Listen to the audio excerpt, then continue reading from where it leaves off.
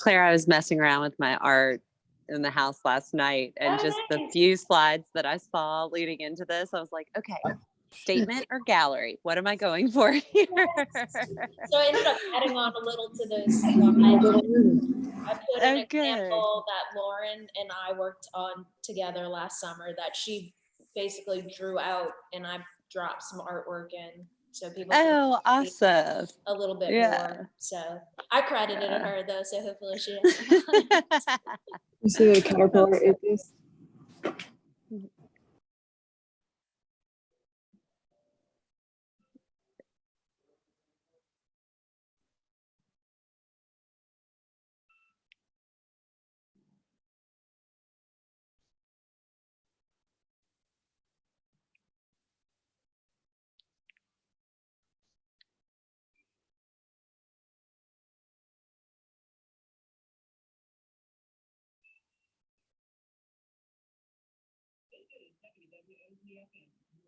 All right, I don't know what happened, but yeah, I lost you there for a second.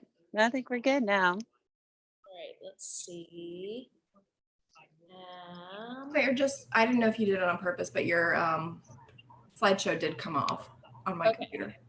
Yeah, I'll pop it back up.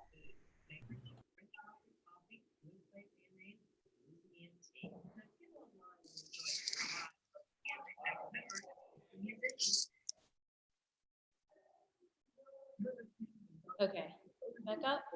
Yep, perfect. All right. And I'm not muted. Good.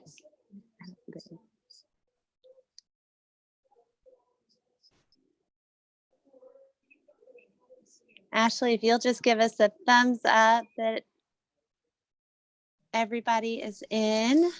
I think we have maybe 1 or 2 people we're waiting on, but I can absolutely admit as they're coming in if you want to get started. Okay, awesome.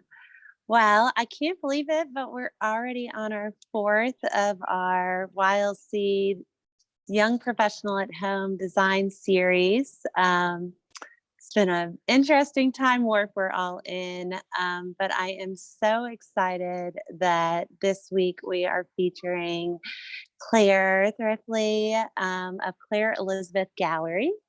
She's going to be talking to us today about curating our own collections, how to make them stand out in our spaces, both our personal and our professional spaces, and a whole lot of considerations to have into bringing the impact that art can bring into our lives, and the influence that it can have on us. And I know, especially here in New Orleans, the impact of art on our community and the leadership that we have in the artist community is really something unique and special to this place.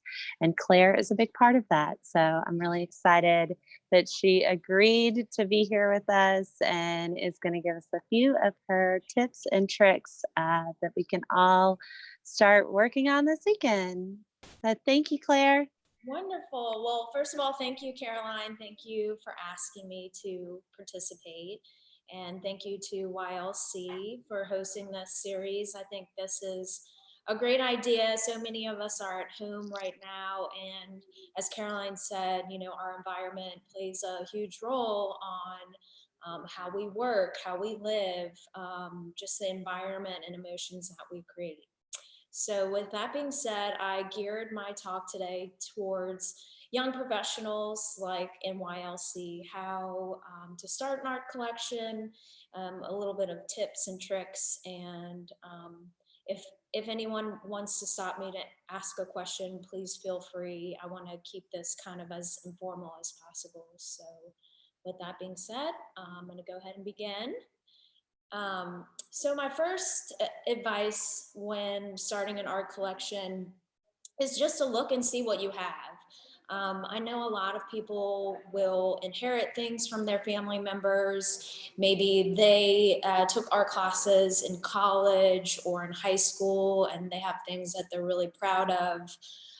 Or they just have things that they've already started collecting. So my first advice is to look at what you have, see what you like, what fits in your personal vision, as of right now. And then from there, you know, if things don't speak to you anymore, consider either donating them or giving them to a friend, a family member, or perhaps storing them for the time being. A lot of people do rotate their collections. So, you know, if it's something you're just not feeling right now, but you don't necessarily want to give away, you know, storage is definitely always an option. So once you have an idea of what you have, then you can fill in the gaps with newer pieces. So my one phrase that I love to use is buy what you love, buy what you can afford, and build from there.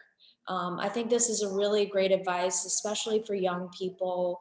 I know that many of you are on a budget and you may see things that you really love. Well, maybe those are out of your price range for right now, so those can be things for the future. But for now, you know, looking at things that you really are drawn to, what you can afford, and build from there. So with that being said, where do you find art? Where do you look at it? Where do you purchase it? I broke this down into 4 different categories. First of all, I think museums are a great place to start.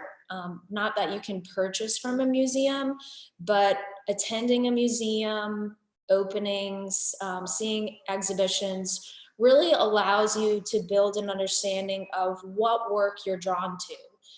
Are you drawn to more abstract work? Do you like landscapes? Are you a fan of photography? Even though the museum is not going to be something that you can purchase, it gives you an idea of the things that you're drawn to. And a lot, both I think NOMA and the Ogden do a wonderful job of having young collectors circles. NOMA Young Fellows, and then Ogden has their Kohlmeyer Circle.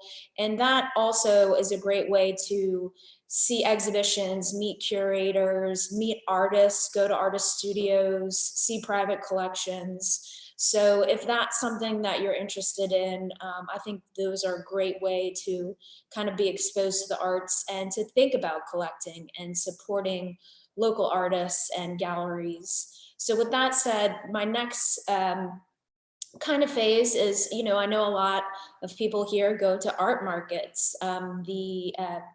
The Arts Council does great art markets on Saturdays once a month in Palmer Park. And then I believe YLC does as a small arts market as part of Wednesdays at the Square. And then Luna Fett also has some artist markets. So those are great places if you're looking for lower price things, prints, multiples, and just to kind of meet some local artists. I have a few friends that participate in art markets, and for example, Nurhan, he's very talented and he has his work in the arts market. He has his work in the art market on Frenchman Street, and he's a great local presence. So I would say that's a great idea to get out there. And if you're first kind of stepping in to see some work, lower price points, and to meet some local artists. So the next point is, of course, you know, going to galleries like myself, where you can see work in person. I talk about this a lot, but I think that if you're really going to invest in a work of art, if it is an investment for you, whether that be, you know, hundreds of dollars or thousands of dollars, I think it's a really good idea to always see work in person at that level.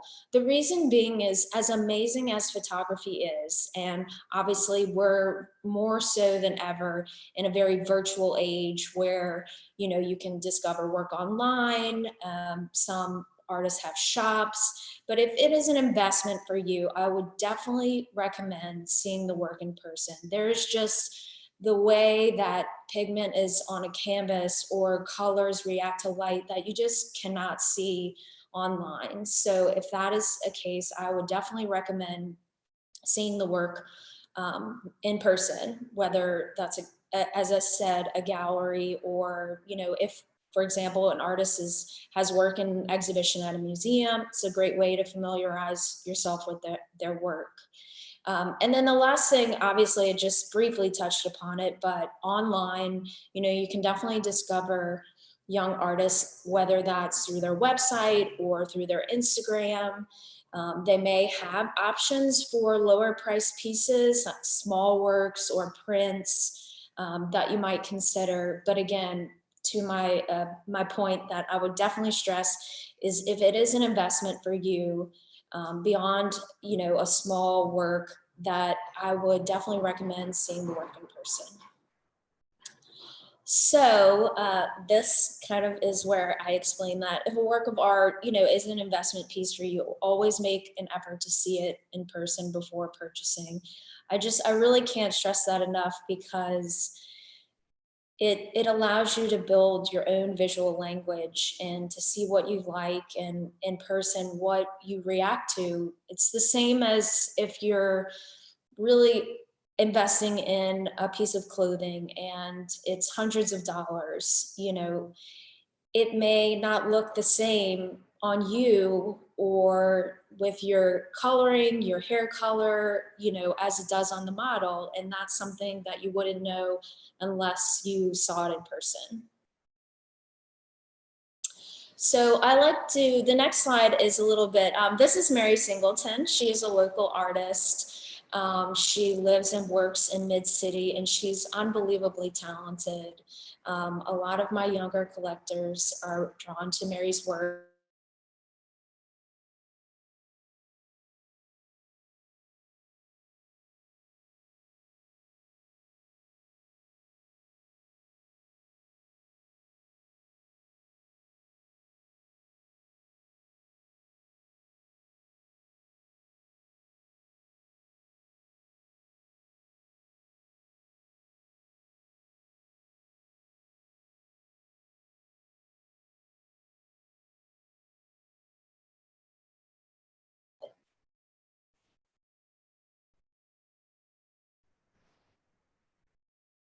Hi, can everyone hear me? My internet went out.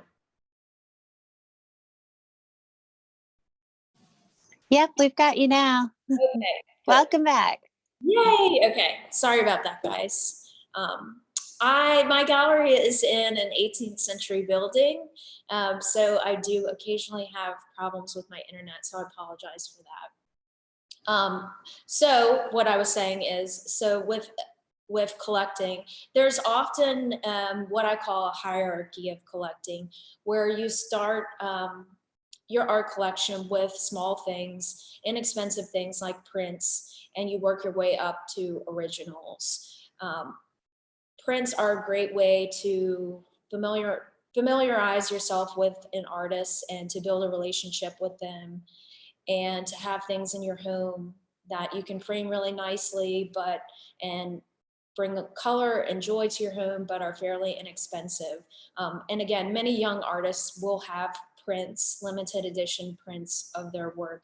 Not everyone will, and certainly more established artists tend not to have prints of their work, but always good to check.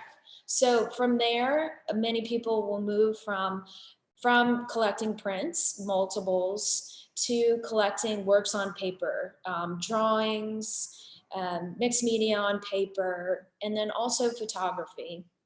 So both of these are excellent ways to start your collections of originals. Photography in particular is great for young collectors because it's a little bit of a step above a print in that it's a limited edition, more limited edition, and you can frame them really nicely. And we have a number of wonderful local photographers that you can discover at art markets or at galleries.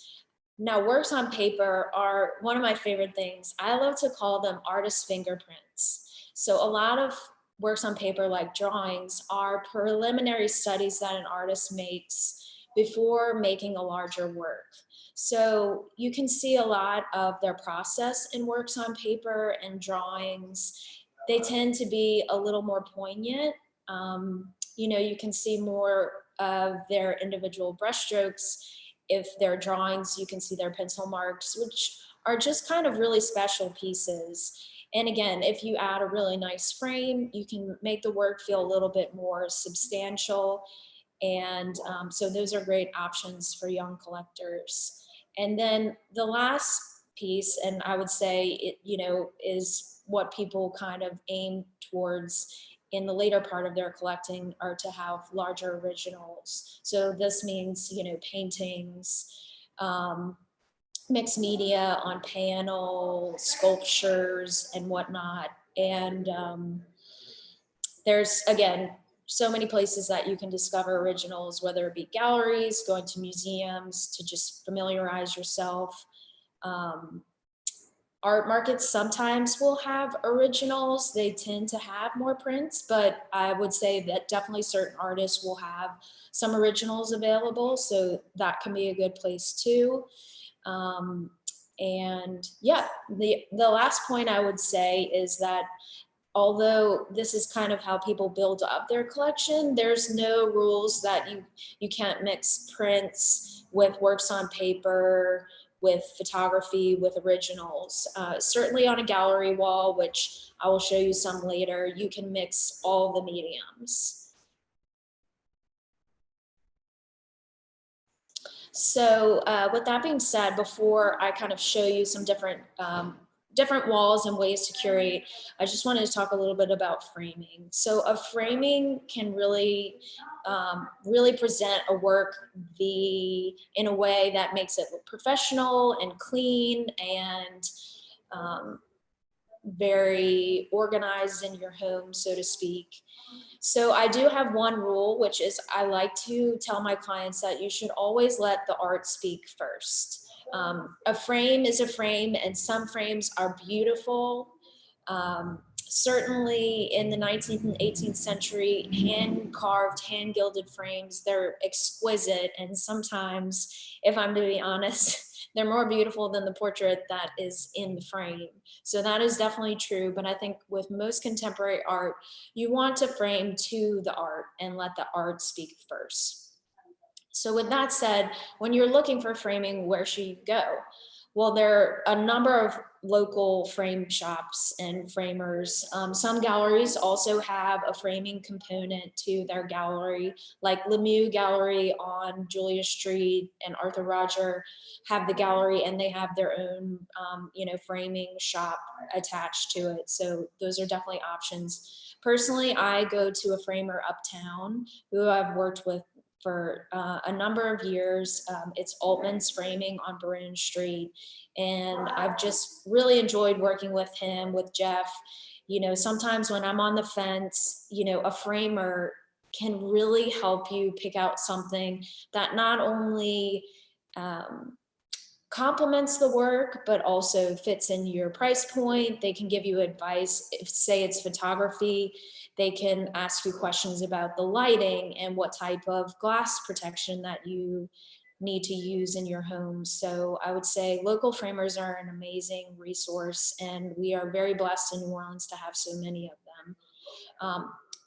My next point is online framers. I think more and more we're seeing online companies like FrameBridge that offer you the option of sending in your artwork, whether it's an original, small originals, prints, photography, and they will frame it for you and send it back. I have a mixed opinion on this. I've had some clients frame prints and smaller works and they've come out wonderful. And I've had clients and artists frame larger works and they've just not come out the best. So I think, for smaller pieces, online framing like that is a great option. But again, if it's an investment piece, I would definitely say go to your local resource where you can see it in person. The same as art, seeing it in person and all the options available, it's great if it's an investment. And then the last point, which is similar to online, I think, this is like kind of a little bit of mix of the both, is, these big box art stores like a Michael's or a Hobby Lobby. You know, if it's a smaller piece, you know, I think it's a great idea. They do prints, a lot of prints. I see a lot of Jazz Fest posters and photography, and I've framed some works on paper at Michael's for a client. And you know, depending on, like anything, you know, you want to work with a framer that you trust. I had a girl that I worked with at Michael's for a few years. Her name was Becca, and she was just fabulous. And she was really just always went above and beyond. So I think it is a matter of, sorry guys, of, you know, who you work with and who you trust. And again, if this is in your price point, you want to invest just maybe like $100, a few $100, or buy a frame off the shelf, change the mat, you know, something like this could be a good option for you. So my next slide, and I don't know why that picture didn't come up, so I'll pick one out for you guys. That is where I break down two styles of walls. So the first is a statement wall, which a statement wall is when you have a wall where you really hang one very large work of art and leave a little space, not a little space, leave space for the art to breathe, and that be your one really statement work in the room. The other wall that I put on here, which I'm not sure why it didn't attach, is a gallery wall. And if you give me 1 second, I'll pull one up. So a gallery wall would be, if y'all can see this, hopefully you can. So a gallery wall is more of something like this. This one has prints. It has a little framed painting and some drawings. And so I thought this was a great example of, you know, a mixture of all the things that we discussed in kind of our stages of collecting. So I apologize that didn't come up on our screen. All right. Okay. So now we know the difference between a statement wall and a gallery wall. And before I move on, this painting on the statement wall is by a local artist. He's really based out of Arnaudville, Louisiana, and I've worked with him for several years. I actually knew him even before I opened the gallery.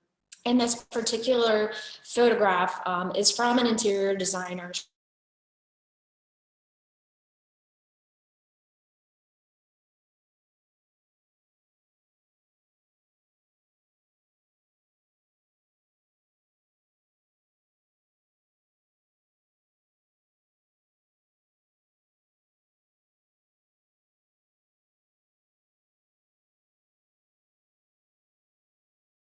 Hi, am I back again? You Yep. are. All right.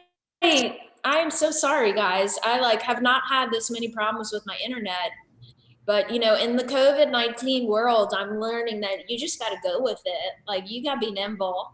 So It's a I appreciate combination, I'm sure, of like overwhelm on Zoom, plus the old plaster walls in the corner are terrible for internet connectivity.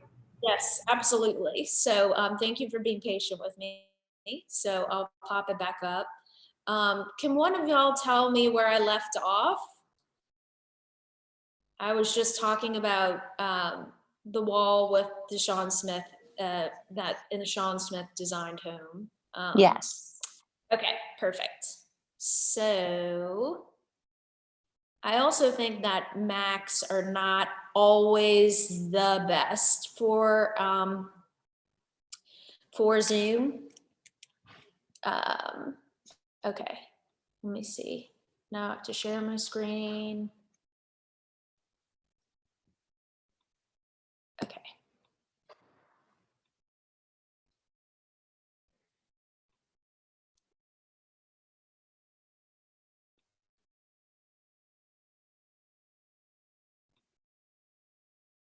Okay, can we see it again?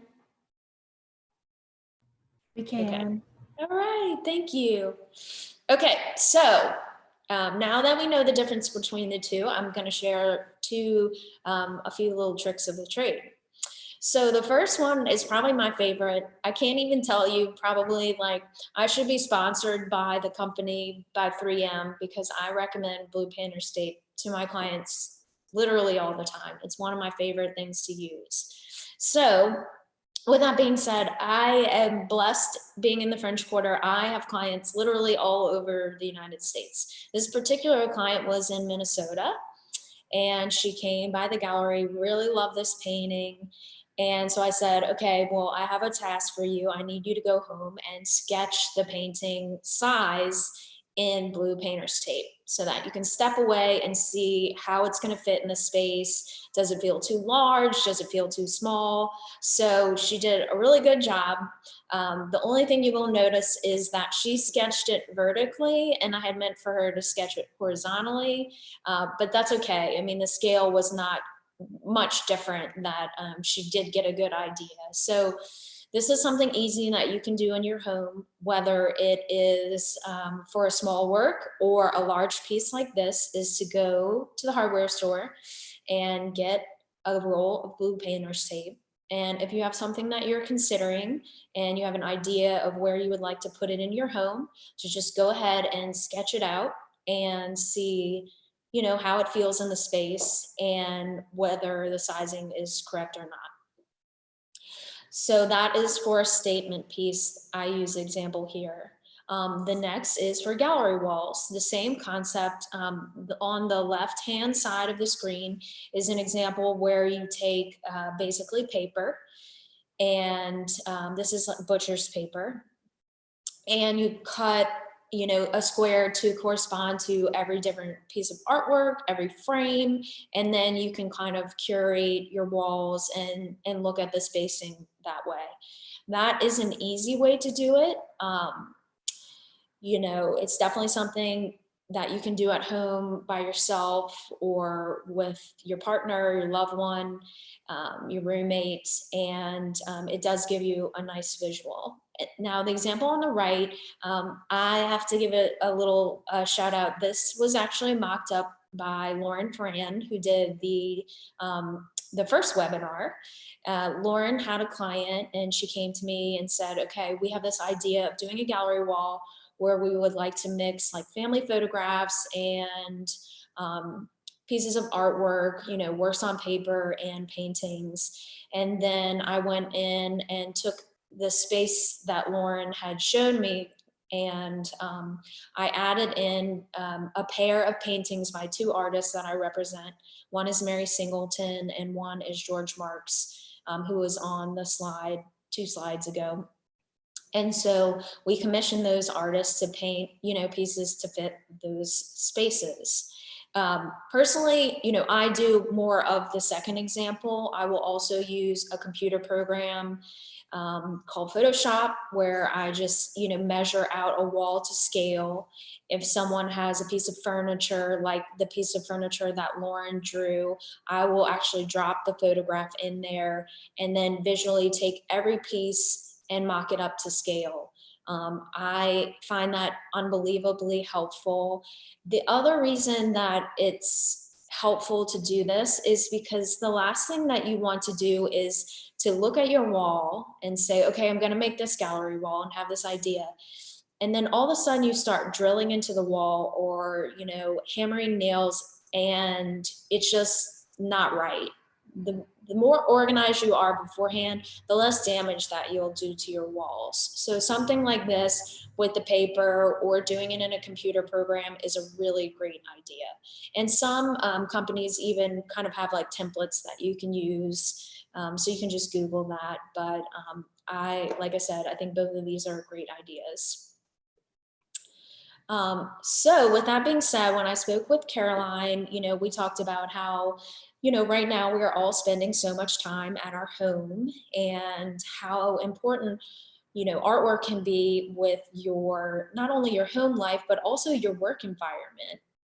So I took an example of a desk, what could be very much a home desk. It's a small desk. And then I curated it 4 different ways to show you just a couple different options. So on my first example, I have two. On the left hand is a print by Mary Singleton. This is a print, well, as of the last I looked, she had in her online shop. It is 18 by 24 inches and it's about $150. This is something that, you know, you could definitely add something to it by getting a really nice frame. A frame of this size, you know, at a professional framer, it probably will be a few $100s. But you could definitely, you know, go to an art store and get something a little bit more simpler to use, like in the short term. And I just loved how this felt in the space. You know, one of the things I love about Mary's work is that she brings a lot of the outside in, meaning her work is inspired by nature and botanicals and florals that she finds in New Orleans. And so having something like this in your home is not only calming because nature is calming, but also it brings color, a sense of movement, but it's not overwhelming. It still leaves a little to the imagination, which is great in an office space, you know, especially if you're a creative thinker. You know, what you surround yourself with can really change your mood and the way that you see things, and it can be very inspiring. So I loved the way that this felt in the space. And the work on the right is a work on paper by Lisa DiStefano. This is actually the same size. The image size is also 18 by 24 inches. And this work is inspired by these birds called bowerbirds, which are native to Australia and New Guinea. And they're unique in that the male, they build and curate again, kind of going with this theme, these colored nests in order to attract their female mate. So they're very abstract. Again, they have kind of elements of nature. They're meant to reference like dried flowers, dried fruits, twigs, and obviously the nest structure itself, which is that black part on the bottom. But there's a lot of negative space in this as much as there is color. So again, you know, this idea that it is very calming. It allows your mind to wander when you need it to wander for creativity, just to step outside of your mind for a moment. But it's not colorful in an overwhelming way. So on my next slide, I gave you kind of a small example of a gallery wall. This is what I call like an organized gallery wall or grid. And these are for small abstract works on paper by an artist based out of Lafayette, Brooke Hugendorn. And this is an example where each one of those works on paper is about like $95. But you can add so much to it by getting a bigger frame, you know, and bringing in a little pop of color, maybe a gold or silver to kind of bring a new element. And again, I organized it so it was really neat, because I think being neat in a workspace, again, is really conducive to your productivity and your creativity. So I thought that was a great example. And then on the right, I showed an original, an idea of an original by an artist based out of Birmingham, who is Carly Arnold. Carly is kind of one of my youngest emerging artists. She's self-taught and she used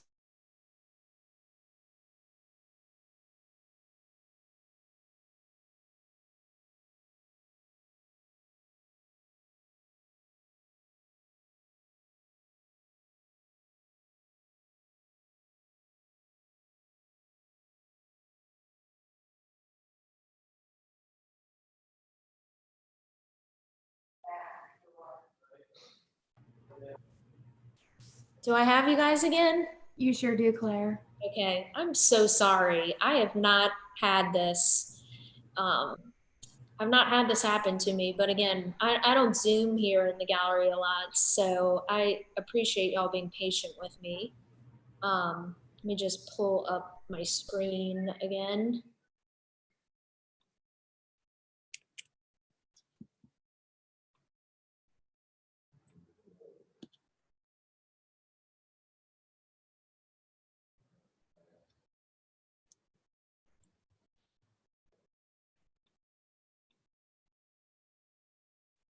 Okay.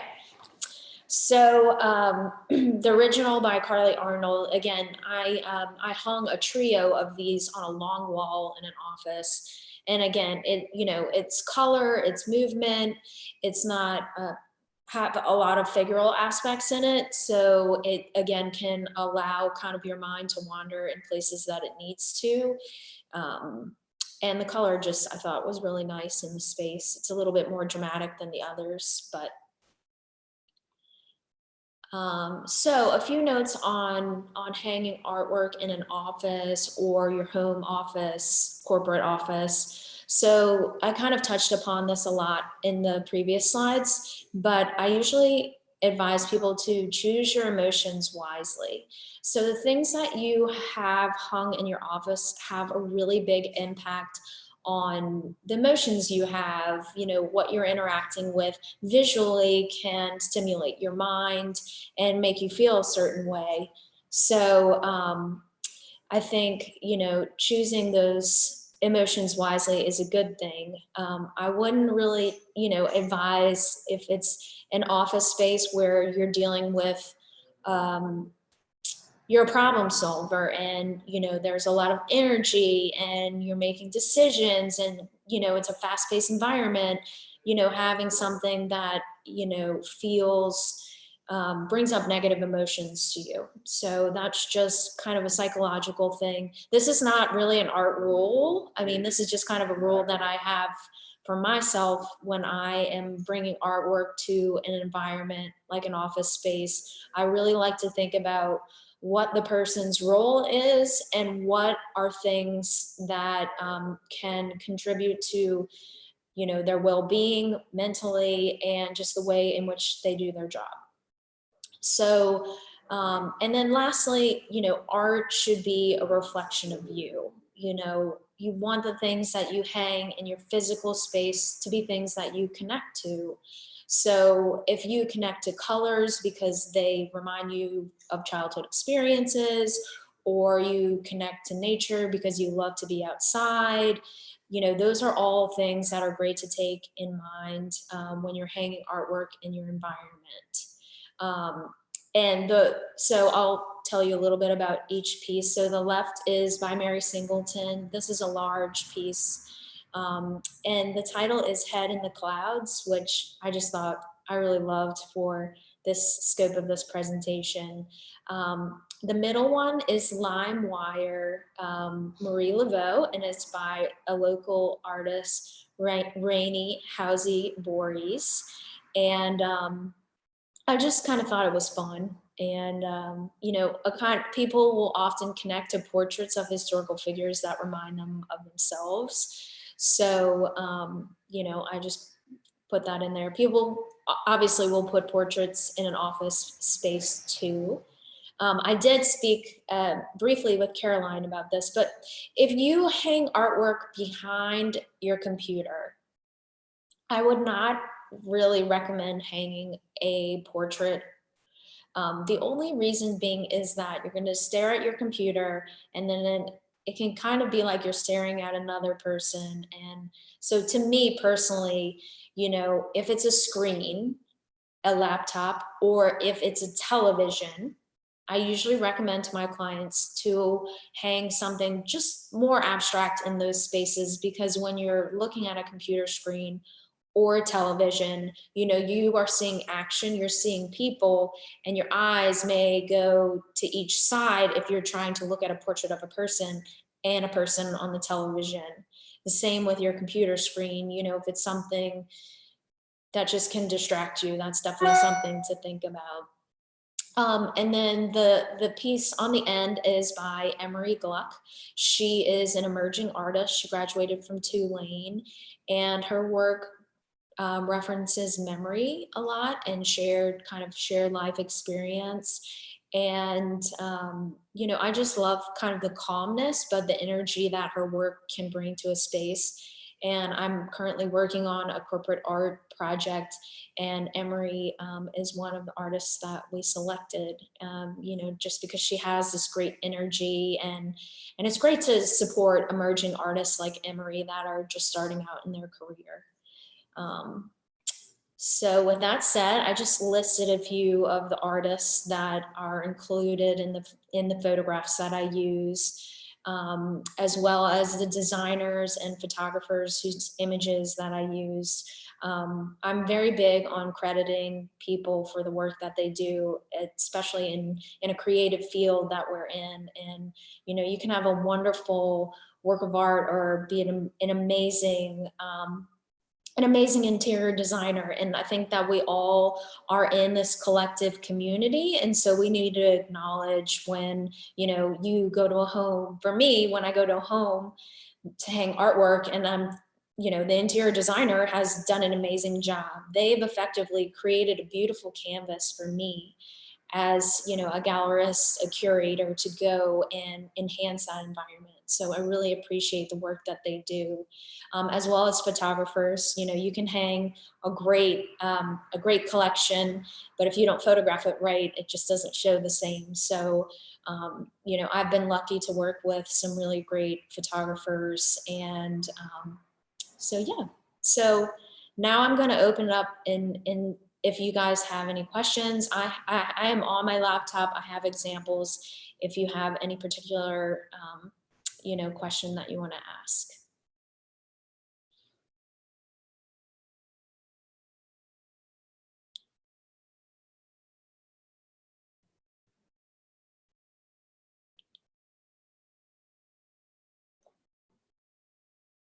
And if there are no questions, I guess I can hand it back over to Caroline. Claire, I'll start with a question. Earlier you had mentioned, purchasing art and thinking about it in terms of where you are in your life, and, donating or gifting pieces that you may have outgrown emotionally, which I was like really thrilled you addressed, because I have several prints, that I purchased when I was young and in grad school. And now I look at them and I'm like, oh, I don't know that these are reflective of who I am now. So now that I'm getting older and I'm moving more towards that middle or higher level of hierarchical purchasing in art, how do I guess, maximize the lifespan of a piece of art That's that I could have? That's a really good question. I think most people do go through phases of collecting, just like they go through phases of life. And you may have things from those periods that transition over, and maybe you don't. Thinking about the lifespan of a work, if definitely it's an investment piece, you want to think about. I always tell people, sometimes people have a home that they're living in, and I'll say, well, is this your forever home? Because you definitely, if you invest in a work of art that is like really size specific or really specific to your home, but you only plan to live there for 3 to 5 years, then I would advise you that that's not the way to go. I would think about what you can use now, but then what also may transition into your next home. So I think the same is true of your phases of life, to think about, okay, to stop yourself, just the same way you do in fashion. They say invest in the things that are timeless, and then the things that are more trendy, maybe don't spend as less. The same is of artwork. I think you have to stop to yourself and say, does this reflect not only who I am right now, but who I see myself as long term?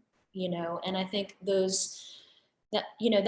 that is a very emotional question to ask yourself. I know for not everyone that's not feasible, and that's okay. Then maybe, consider investing small in artwork and allowing yourself to build up. And, look, I've gone through that myself. I've definitely had things that I had purchased when I was single, and now I live with my boyfriend, and they just don't have the same meaning to me anymore.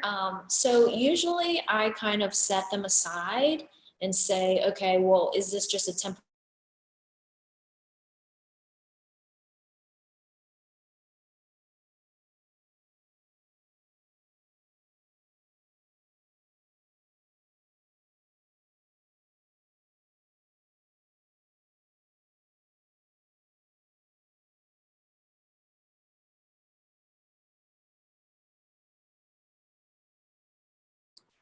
All right. Sorry about that. So, did I answer your question, Ashley? I think you did great, and you actually inspired a follow-up question. I'm so sorry for everybody else with all my questions, but it's like No, I you love talked about them. your boyfriend and like whether the art fits, and it's like I have found like one of the like biggest battles in my life is arguing with my husband about art and what we want our home to look like. Like, how do you Yes. find that No, balance? I think that that is an excellent point. Um, and I think about that a lot because my boyfriend loves sports, okay? Not to make y'all laugh, but I really don't. I don't. I'm not a person that like really enjoys going to tailgates. I don't watch sports on television. It is not my interest at all. So when we moved in together, or I moved in with him effectively. I just said, the room where you have, more sports things, sports, he really does actually have kind of a well-rounded vintage collection of sports memorabilia that he's had for a long time. And so I just said, this can be, that can be your space. That is your space. And, this is going to be my space. And so I have a part of our room where I have more of really things that I think reflect me as a woman. And I have some really beautiful photography by Jason Krupa that, again, I purchased when I was single, and I didn't want to let go of them. So that I kind of curated that space to be more reflective of me. And then we have other areas of our home where we do sit and agree. We have some bigger statement pieces, and we do take the time and say, okay, like, let's meet in the middle, so I think those are my kind of my three pieces of advice. Is one, can you allow yourself to have your own kind of little space in your home?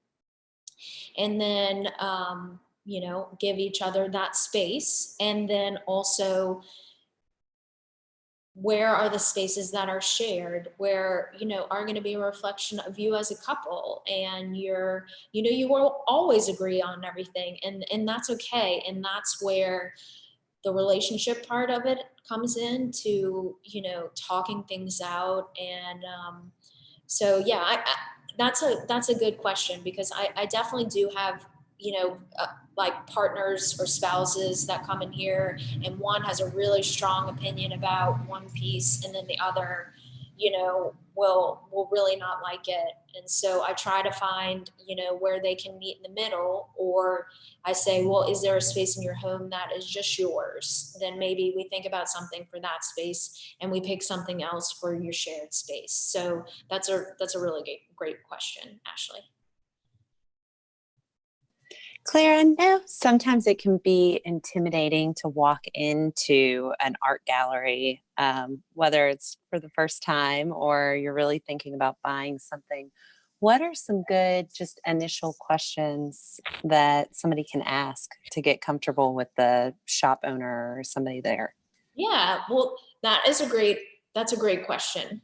I definitely have people that come in here.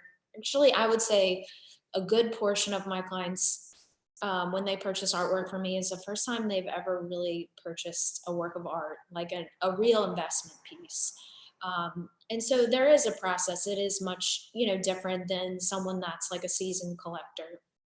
So I would say, my advice would be on the beforehand. Like, if you're going to go into a gallery, and you want to look at some pieces, first of all, to think about the spaces in your home that you're thinking about hanging artwork. So that would be my first, and have in mind like what dimensions they are. If you're not that organized, that's okay. You can also, this can be in addition to, or just on itself, is to go on the gallery's website and familiarize yourself with the artists that they show and the work that they show. This is a really great piece of advice, and I'll tell you why. If you love photography, then I wouldn't recommend going into a gallery that is really only shows paintings and photography is like a small portion of their gallery. It's not really in tune with what you're looking for and what you need. So if you know you really love portraits or you really love abstract work and you're planning to go on galleries, I would just do a little research beforehand and say, okay, is what I'm looking for what this gallery kind of has or specializes in. And then, of course, when you go into the gallery, and you meet the gallerist or the gallery owner, it's weird for me to say that because I'm both. I'm the gallerina, as I call it, jokingly, but I'm also the gallery owner, so I wear both hats. And just to introduce yourself, and if you have a question about a work, most gallerists and gallery owners really do have a beautiful, rich art history background. And they are very knowledgeable about the artists that they show. So they will take the time to explain things to you, if you have the courage to ask. And I would say, if you're not comfortable with that, then I would recommend most galleries, if you look on their table or their entryway, or effectively kind of what their desk is, they will have artist statements with information about the artists, their background, what's the motivation for their work, where they went to school, whatnot. And then sometimes they will also, not every gallery will have this, but they will also have an image and price list. So that way you can kind of look yourself, if you're not as comfortable asking questions about pricing or, asking about the artist's work. One thing I would definitely say is, I know art can be intimidating to people. And my theory is that, you can come into this gallery and love a work of art because you took art history in college and you really understand that the artist may have chose that shade of blue because it was a very, famous shade of blue from the 1960s. Or you can come in here and love a painting just because you love blue. And there's no right or wrong answer on why you connect to a work of art. And I would also say, if you go into a gallery and the gallerist makes you feel uncomfortable, in that way, it should be like any other small business, then, maybe that's not the type of person that you want to work with to help you build a collection. And I will say that most of the gallery owners that I know and who I've dealt with, they're really kind and knowledgeable. I think if you come from a place of, I just need help and I respect your expertise, that they will receive that, your willingness to learn and reflect back upon it in a really positive and warm way. Did that answer your question? Absolutely. Okay. Also encouraged me to come to you first. Yay! Well, you know this, but I also help run the art program at Children's Hospital. So there is a certain point of, I've been doing this for a really long time, more so actually my art program at the hospital than even the gallery. And children teach you so much about adults, actually, in the way that we interact with each other. And, so I like to be patient with people. So, Do we have any other questions on the line?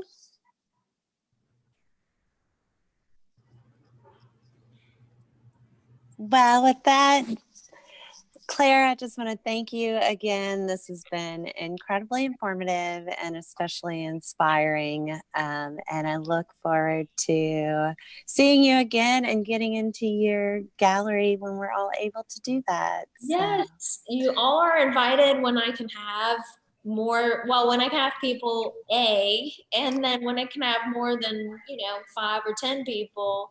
But yeah, and of course, if anyone wants to email me any questions that, they didn't want to ask on audio, you're welcome to email me. My gallery, it's just the name of the gallery at gmail.com, and happy to help in any way. Thanks, Claire. Excellent. Hope Thanks everybody so much, has a good Claire. weekend. Yes. Thank Guys, you all enjoy the so beautiful much. weather. Appreciate it. Yeah.